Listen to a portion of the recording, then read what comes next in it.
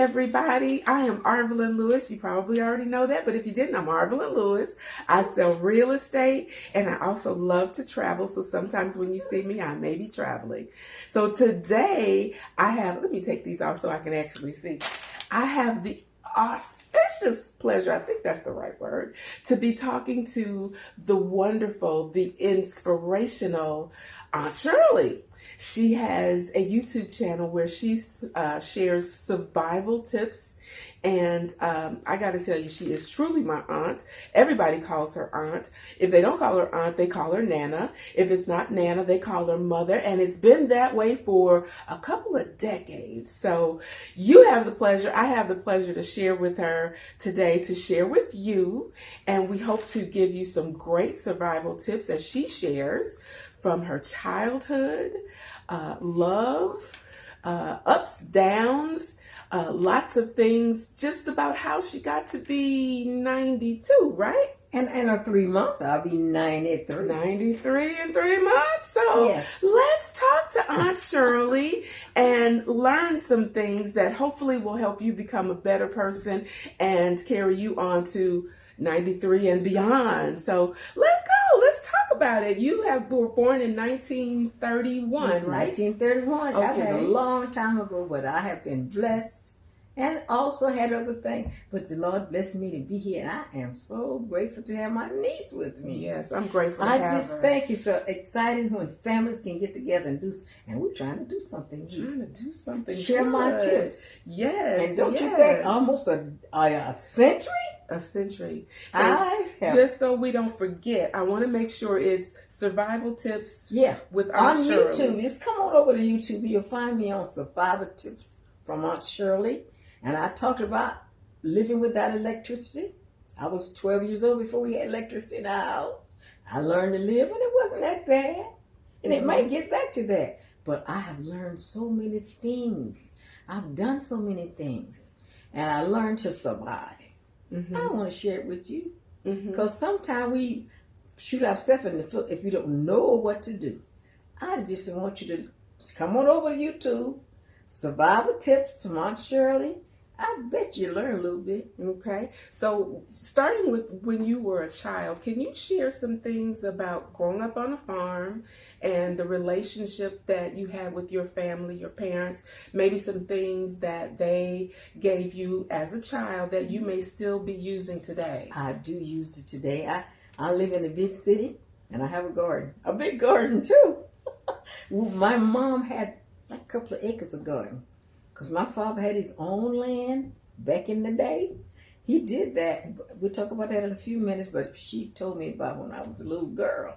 Now, I grew up where we had to eat vegetables. We grew our food. We grew it. We bought maybe, we didn't grow rice. It mattered we had to go get sugar and flour or maybe a little stuff like that, but we grew everything. And my father was smart enough to have all kind of fruit trees. And when we needed fruit or wanted fruit, we just go out and pick it on the tree. And my mother knew how to can it in a jar. We could eat it in the winter months too, but it was from a jar, but we had that. She grew everything in the garden. Mm-hmm. She even grew eggplant. She didn't even eat them. She said it was pretty. So she wanted some purple in her garden. And so she did that. Collard greens, string beans, all that. And every day we ate the same thing when I was looking, and it was delicious. It would either be cornbread and greens with a little piece of meat in there from the hogs. We grew hogs. And then if it wasn't green peas and beans, on Sunday we had chicken and rice and biscuit. We looked forward to it as though we was having Thanksgiving dinner. Nobody went to the hospital. We were all very healthy. Nobody was fat, and we worked hard. We did what my father told us. He always told us, you have to have your own land. He had 9 of us. Every one of us had our own home. And I think that's what I learned as a child. I don't want to be asking somebody to give me something when I can do it for myself. Mm-hmm. That's one of the main things. And my mother taught us to be kind. Never steal, because I remember stealing an apple one time and she beat me like I killed somebody. Never steal. Okay. And always have your own. Yeah. That's my major thing that I learned from being a little girl. Yeah. So you mentioned that you grow things in your garden here. Yes, I do. Okay. So I noticed that one of the things while I've been visiting you, you had this packet. Can you tell me what this is? I have 2 Meyer lemon trees. And I go out there and beautiful lemons, say Myers, and they're so nice and sweet. And I take these lemons, wash them, because birds are out there. You need to wash them before you do anything. Cut them in half, squeeze them, and I put them in this little packet. I ordered this from Amazon, and I put them in the freezer. When I need some, and I do need it for tea, that I use tea in the morning, drink my hot tea, and I drink coffee too. So I have coffee first, then I have my tea. And I have just lemon, and I also use ginger root. And I grow ginger root too. But I can't grow enough, so I buy it, and then I peel it, and I have a little grinder that I put in this. See, I'm going to put it a little closer. See what it looks consistent? And I put a spoonful, maybe half a spoonful, in with my hot ginger water, and maybe a little honey if I want to. If I don't, I just have it plain. And I do think that helped me with my digestion and my complexion. I just feel like the stuff that I've grown in my farm, I call it. It's not a big farm, but I got everything. I got onions, tomatoes, collards in the city. Yes. In containers. Awesome. Some of it's in containers, some in the ground. That's I even have a fig tree. And I was so excited that it would grow here. And I plan to put so much more in the ground because I'm learning. I'm learning how to do things in the city because, they have zone. I'm in zone. Well, whatever my zone is, I had to learn from that.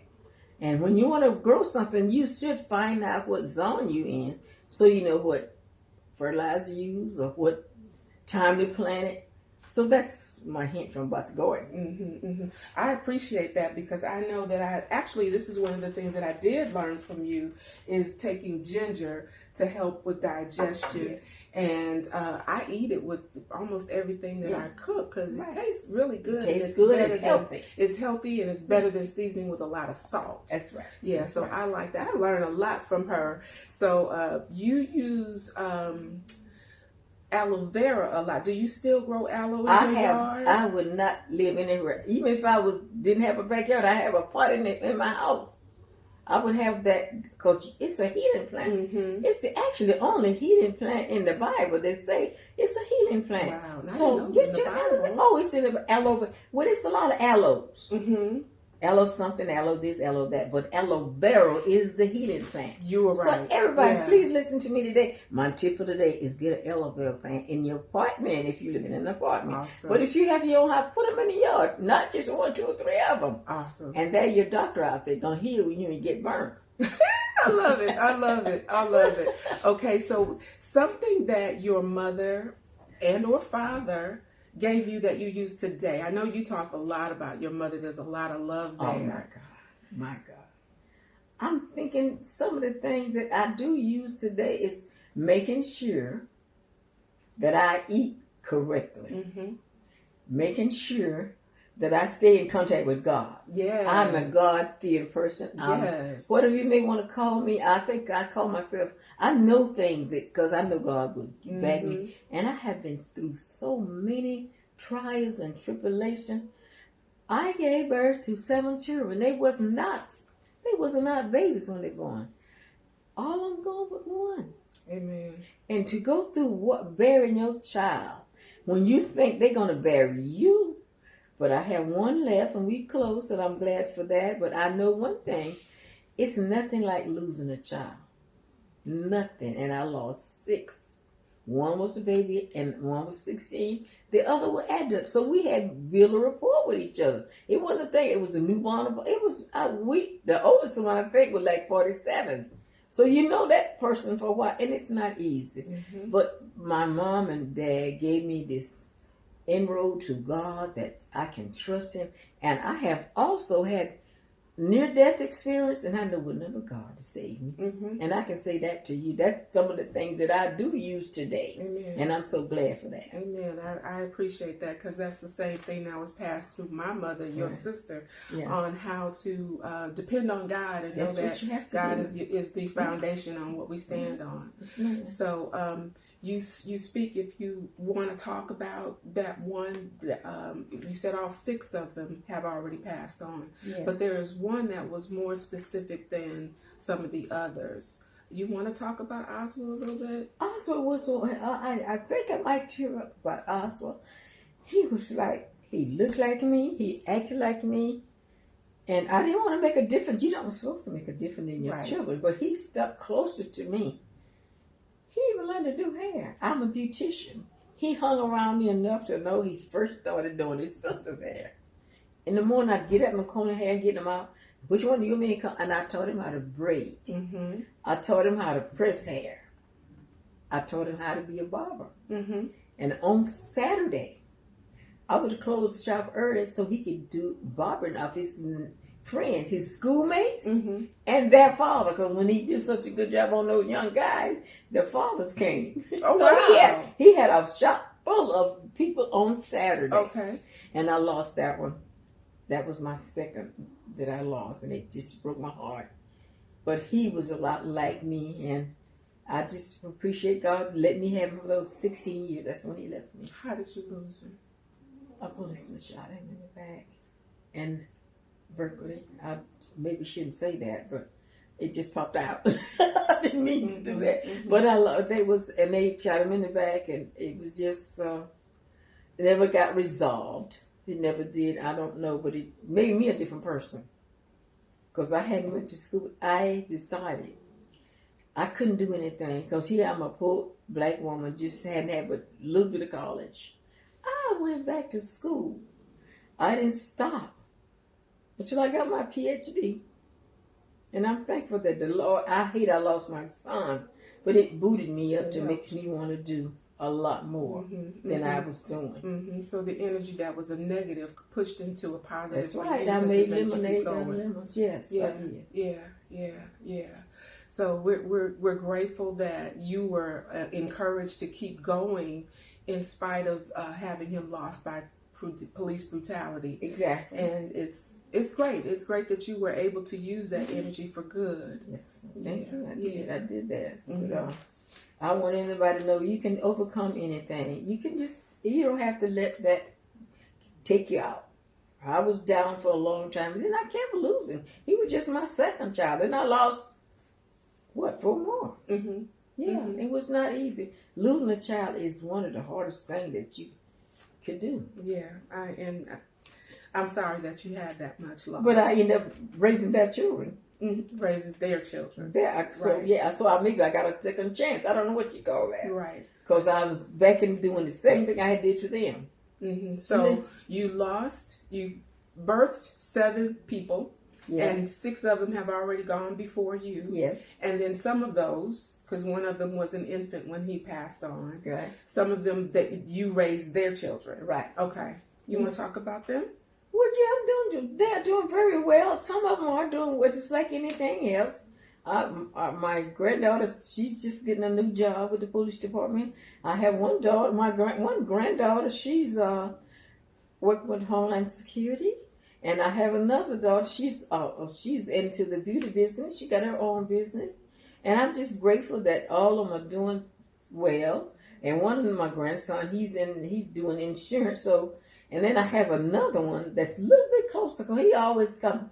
And my grandson, Shadeen, he's in charge of a fitness center. Okay. And he's doing very well. I'm so grateful for him, because I know he's going to smile when I call his name. Yeah. Hi, Shadeen.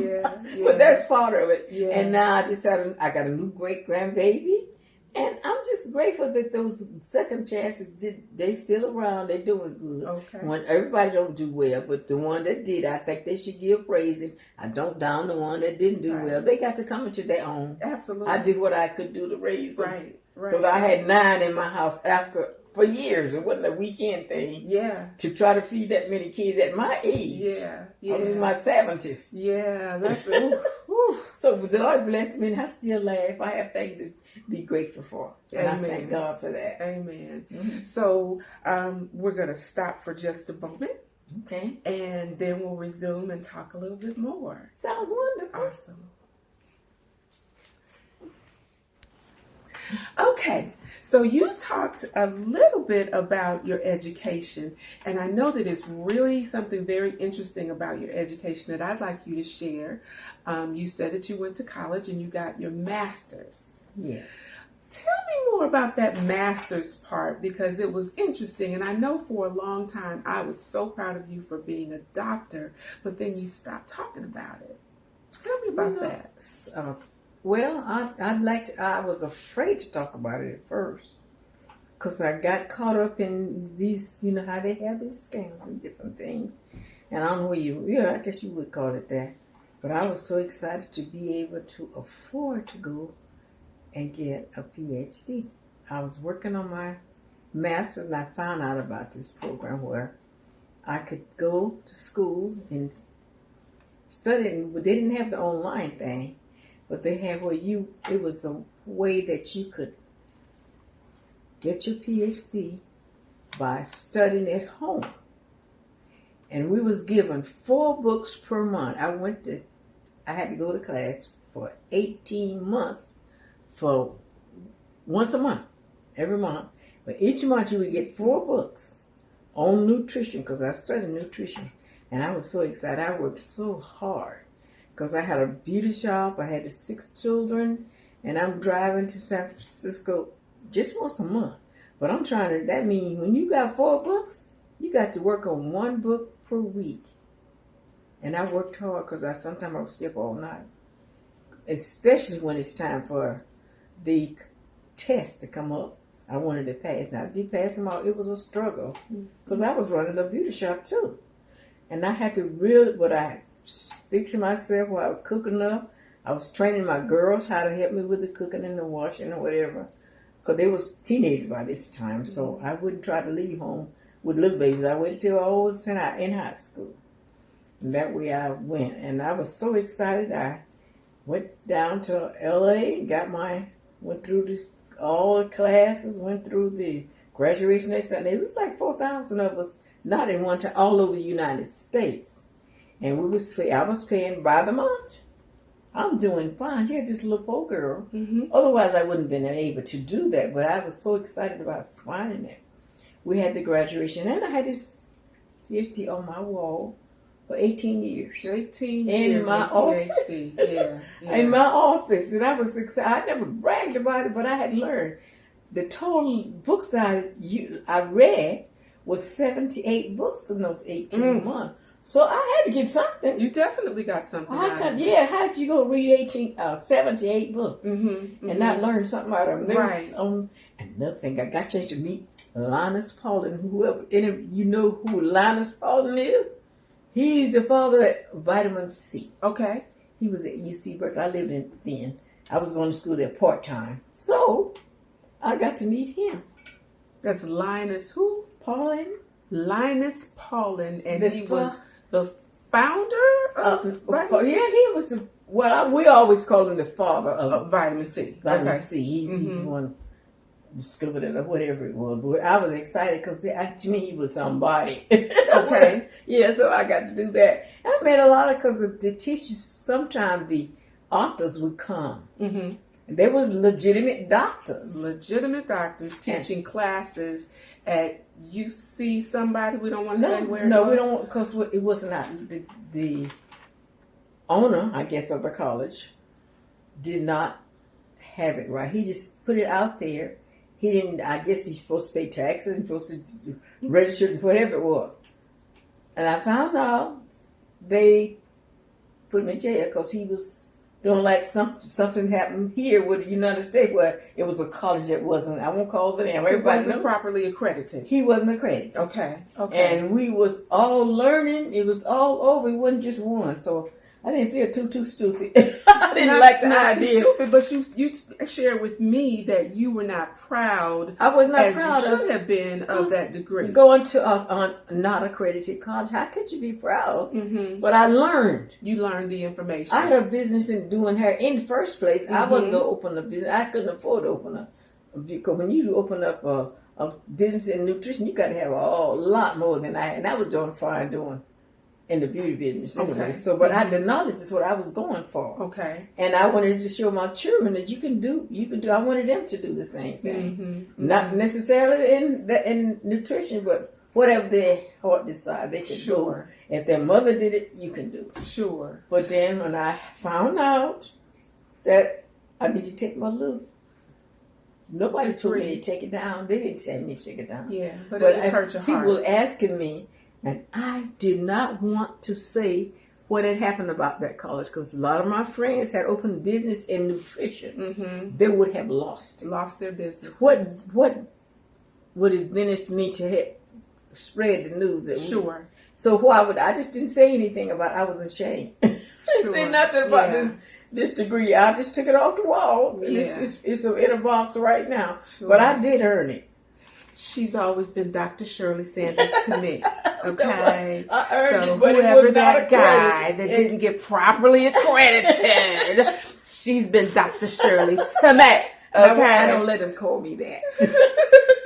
because of the circumstances. Yes. If you're going to do it right. But I didn't know because it was on the wall. Like I said, 18 years. 18 years as a doctor and then finding that it was not properly accredited after you've done the work and paid for the degree. She's Dr. Sanders to me. Okay. So I still want to talk about education though, because from the community that you grew up in, what was the standard? What was the standard? What happened at this? I was in the rural what I grew up in. Mm-hmm. They only had 8th grade. 8th grade education was, and it was in the church. The church, one big building, housed everybody. Mm-hmm. 1 to 8th grade. Okay. And the sad part about it, the teacher had 8th grade education. Wow. Was it one teacher? One teacher for all 8th grade. Okay, all 8 grades. One. Wow. Yeah. Okay. But we learned our ABCs. We learned how to write. We learned how to do all that stuff. We couldn't go to the white schools. We had to go to school. So that was my beginnings. Okay. Now, what did the white schools, what was their maximum of education that was provided? Oh, they had to have, you could not teach in that school if you didn't have some college education. Okay.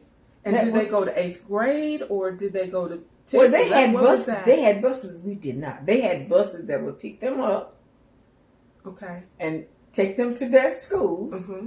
Now, later on, after I went away to school, they had buses later on. But this is where I was going on about my business. I got married and everything when this come about. Mm-hmm. So I didn't have the ability to ride the bus. I have been, hey, ain't you cold? And my father was paying taxes and they were sharecropping. But that's the way it was. And, it's just the way it happened in the South. That's where I grew up at. Okay. But anyway. So you came from a community that the maximum education was 8th grade. 8th grade. And you went on to get your master's degree or doctorate, PhD. I did that one. Okay. Like I said, it wasn't. I feel like I still have it. If anybody want to see it, the only reason I wasn't the name of the college, I don't want anybody else to be harmed. It would be harm for her because you don't put all your time in. You're doing good because you afford nutritional vitamins and stuff to stores, and then you're gonna get shot down because you got somebody because Donald Trump was teaching. That's what he did. It was the same concept. It really the same was. Concept. But the only thing I think about was different. We had real teachers. He didn't have no teacher. That way anybody would go there and teach, I guess. But we had teachers, we had classes, we had tests, and we had books. Ladies and gentlemen, Dr. Shirley Sanders. It's all right. Any way you want to say it's all right. I'm fine. So, Dr. Shirley Sanders, tell us about some of the businesses that you built. Okay. I was the little person. You can see I'm little and tiny. I'm the smallest person in my whole family. Little. And so my mother told me, you will have to have a good education because you can't pick up nothing, you can't do nothing. And I'm the little one. So she made sure that I went to school. I went away to a boarding school. Mm-hmm. Never heard of that. None of us in the, but one of the ladies that came to, and I married into our community, she was an educated lady. And I was doing her hair because I started doing hair when I was little. I mean, real small. No license, just doing hair. 50 cents a head. I was just really rough. That was it. Now we're talking about 1930s now. You understand that? Because you were born in 31. I was born in 31, and I was a little baby, maybe 41 I was doing it. Okay. You know, that's still a long time ago. Mm-hmm. But anyway, she came and I would do her hair. Mm-hmm. I would do her hair, and what she gave me 50 cents or 75, whatever. That was a lot of money. Yeah. That was a lot of money. Mm-hmm. So so anyway, the buses stopped running. I had to go to the city on the tri-state or the Greyhound bus, and it went on strike. I just thought I was going to die. I was not going to be able to finish school. What? She told me, she said, Shirley, I'm going to ask your mother that you go to the boarding school. I didn't even know what a boarding school was. What is a boarding school? Right. So she told me where the girls can go on campus and stay and get. Oh, I said, oh, okay. I was so happy. So she told my mom that she would look after me if I wanted to go to school because I was smart. Yeah, me. She said I was smart. But anyway, I went. I got there. My mom had taught me so I was a cook. Okay. I was 15 years old when I went there. 15 cooking. 15, and I got to my cooking.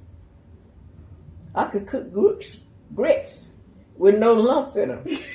I could fix the bologna. It wasn't not quick grits. No, we're not talking them quick things in the box. Dish pan, what you used to dish pans full of grits. I could do that, and I would do the bologna. What was in the bowl? Because I would cut it, and the whole place looked different.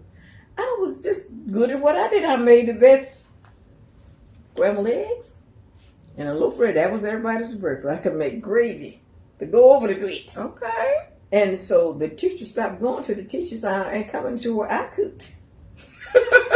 That went somewhere with me. The teacher started treating me. They would take me with them when they go shopping. Okay. So I'm 15 doing all this grown folk stuff. You were highly favored. Very highly.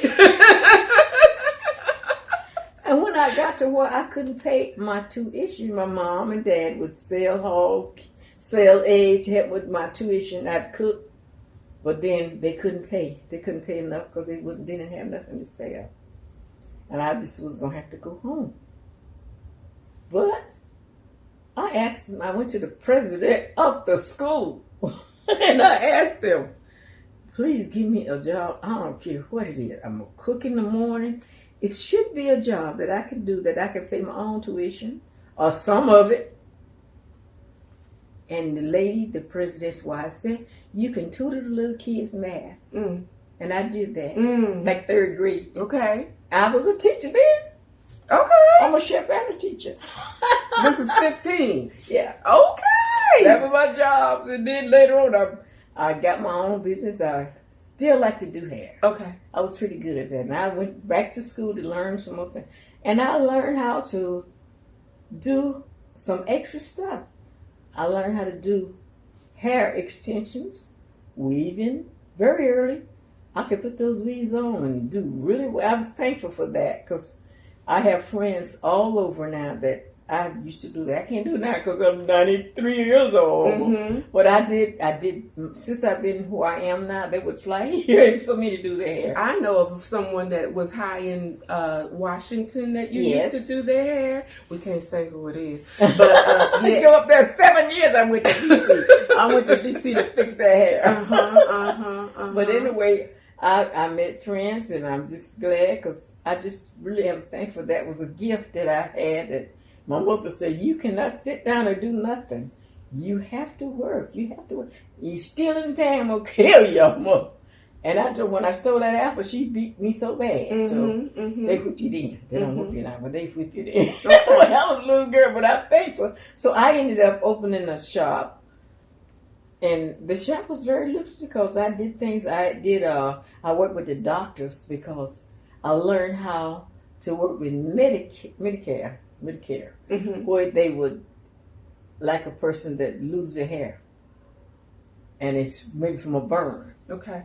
And I learned how to make pieces, have pieces to fix, or either give them wig after they leave from chemo. That you made. That I would make them. Mm-hmm. Sometimes when you just had chemo, if the hair's gonna come back, I would just buy them a cheap wig to make them look like they never lost their hair. Because when they get sick, I would come by the shop, let me see you. I can match your hair now. Mm-hmm. So you can not ever have to be bald headed because their hair's gonna come back. Some of them would, some of them not. But Right. we just take that a day at a time, help them out. I learned to work with the doctors. Then I was glad to do that. But then I remember one person that I really was special about. I thought she needed me because she worked in a prison. She worked there. Mm-hmm. Somebody stole some boiling water on her hair. She lost the whole side of her hair. Oh, wow. And I made her a piece. And I was so proud of myself because she looked very well. Yeah.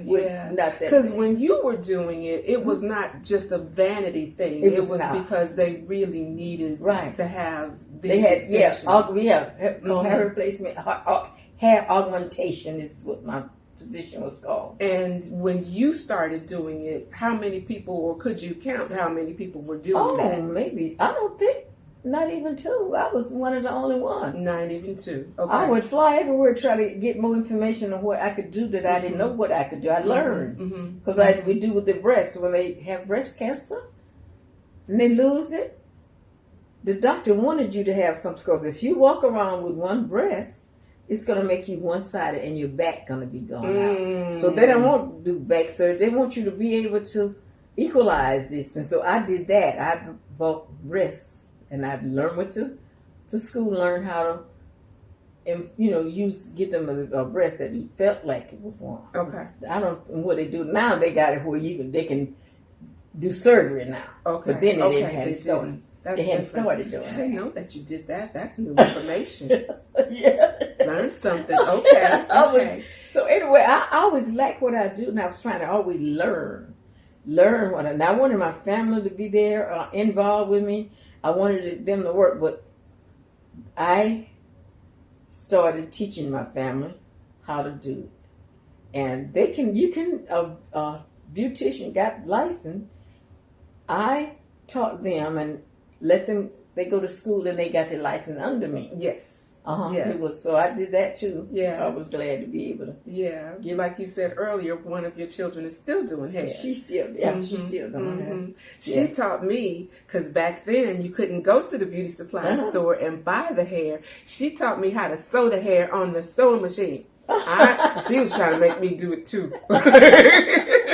I'm family oriented. I love my family. I do. Yeah, that was quite a while ago. And again, hair weaves were not the major big business that they are now. So it was, you were in high demand with that. Yeah. I'm thankful. Lord, I can always say that the Lord blessed me. Amen. Certainly did. So you talked about your business. Let's talk a little bit about real estate. And you said you opened a few salons. Yeah. First one was in my house. I first thing I bought a small house. I started in the kitchen, but I helped to add on 4 rooms, and one of them was a beauty shop. I outgrew that. I outgrew the beauty shop. It was just too much. You can only do so much in a home occupation because you're supposed to take up the neighbor's parking place. So I had to go ahead and get out of there. I wanted to leave out anyway. Okay. So I went down on one of the main streets, and I found a little terrible looking little place, and I refurbished it. I put it in, and I stayed there 5 years. Okay. And after the 5th year, I bought the most beautiful building with 14 parking spaces. I had a good business. It was called Health and Beauty Salon. So I wasn't just doing one thing. I had skincare, all of that. And I was just I really felt proud. Yeah. I tried to employ all my family. I did. I tried.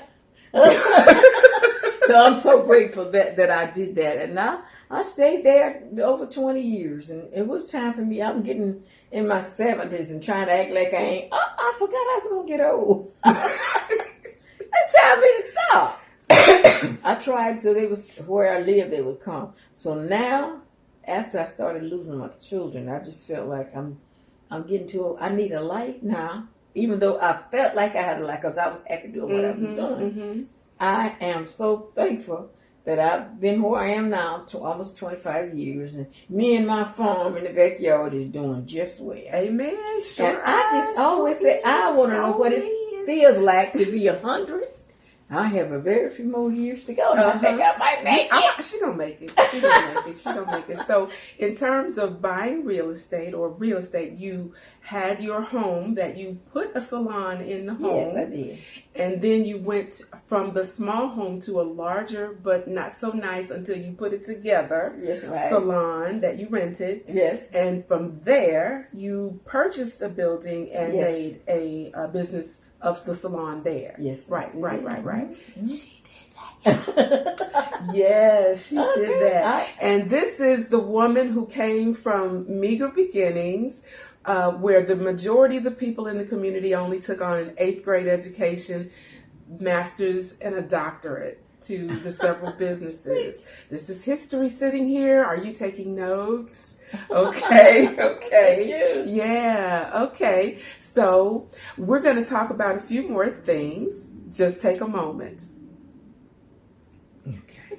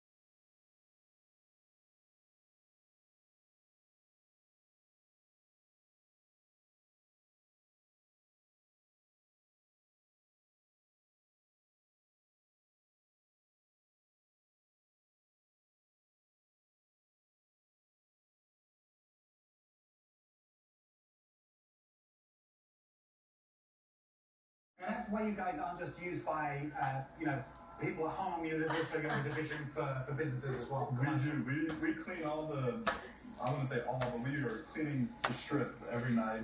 A lot of different properties. So if they're trusting us, you can trust us at your home. Talking about the cleaning, should we see this, please? Let's do it. It's time for the magic moment here. So, Kevin's cleaning. This ZR water that we have, it's able to cut through the dirt, the grease, and the grime. Better than any soap or surfactant out there. And the best part is, you will not have to live with crunchy carpets. You don't have to live with carpet that's, sopping wet for 24, 48 hours. And that's why you guys aren't just used by, people at home. There's also going to be a division for businesses as well. We do. We clean all the, I wouldn't say all, but we are cleaning the strip every night. A lot of different properties. So if they're trusting us, you can trust us at your home. Talking about the cleaning, should we see this, please? Let's do it. It's time for the magic moment here. So, Kevin's cleaning. This ZR water that we have, it's able to cut through the dirt, the grease, and the grime. Better than any soap or surfactant out there. And the best part is, you will not have to live with crunchy carpets. You don't have to live with carpet that's, sopping wet for 24, 48 hours.